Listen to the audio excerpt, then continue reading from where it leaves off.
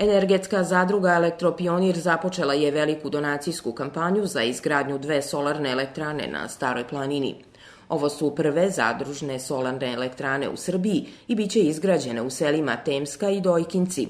Predrag Momčilović ispred energetske zadruge Elektropionir kaže da su očekivanja velika, kao i benefiti od izgradnje solarnih elektrana.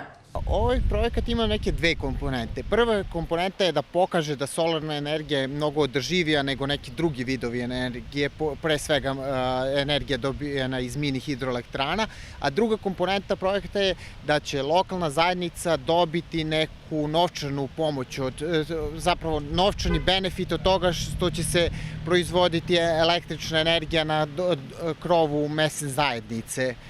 Tako da će oni moći da taj novac troše za sopstvene potrebe kako bi unapredili svoju zajednicu. Energetska zadruga Elektropionir radi na uspostavljanju mreže decentralizovanih solarnih elektrana i osnaživanju običnih ljudi da postanu aktivni učesnici u proizvodnji i potrošnji energije iz obnovljivih izvora. Predraga smo pitali kolike su šanse da se ovaj projekat i dalje razvija. Mislim da je ovo početak i kod nas u Srbiji trenutno je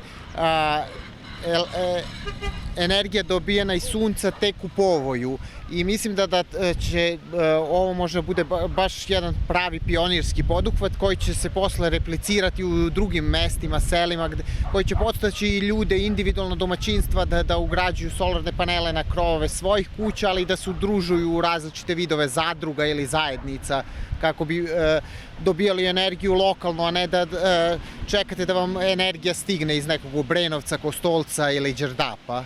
Ukupna vrednost ovog projekta iznosi 1.680.000 dinara.